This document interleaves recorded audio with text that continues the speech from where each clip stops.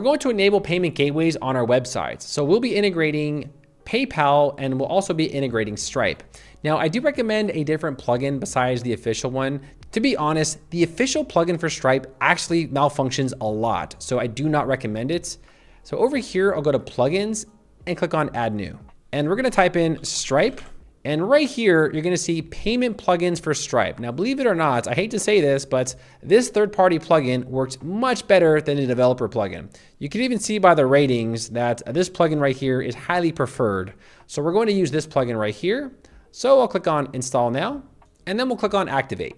Now, what's really cool here is they're also recommending to install the payment plugins for PayPal WooCommerce. I do actually recommend to install this as well. So right here, also go ahead and install this same plugin. Then I'll click on activate. All right, here I'll go ahead and close this. Now on the left side, I'll go ahead and click on Stripe by Payment Plugins.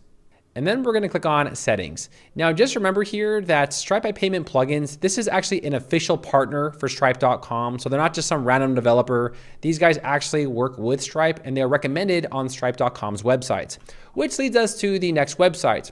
So this is Stripe.com. Now Stripe.com is a free service. It does not cost you anything whatsoever. There is no credit check. There is no monthly fee whatsoever. There is a small transaction fee for each individual sale, but that is standard for all merchants in the industry. So once you get to this page, you're gonna go ahead and sign up with Stripe.com and you're gonna make an account. All they really require is a bank account and basically like your name and your address and stuff like that. And once you go through the setup process and you make an account with Stripe, it will then bring you to your dashboard. Okay, so this is Stripe.com and all we have to do here is we just need to actually sync up our website with Stripe. Now, all you have to do is just log into your accounts and then go back over here to your websites. And all we're gonna do is go ahead and connect this. So here you'll see connect Stripe accounts. Here I'll click on click to connect. Okay, now what's really cool is once you are logged in with Stripe, it's going to pull all the accounts from the browser right here. So I'm gonna select my business right here, Kopi Coffee, scroll to the bottom and click on connect. And literally that's all you have to do. So now the account is now connected. Now right here, it is in test mode and you can always change this to live mode if you want to accept real credit card payments on your websites.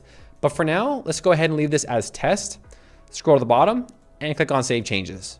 The next thing that we're gonna do is we're now going to integrate the PayPal integration. So right here we have PayPal and the same thing. Here I'll click on settings. So next we have the PayPal integration. Now real quick, this is paypal.com.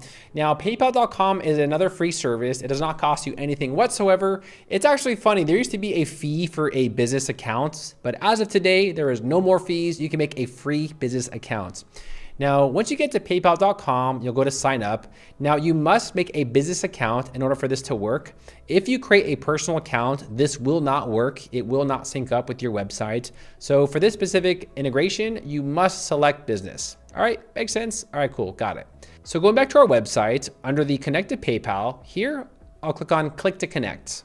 Next, I'll go ahead and log in. And it's done. Just like that, we've now integrated PayPal onto our website. It's so simple, right? I love this developer. He's really, really good. Whoever he is, you know, kudos to him.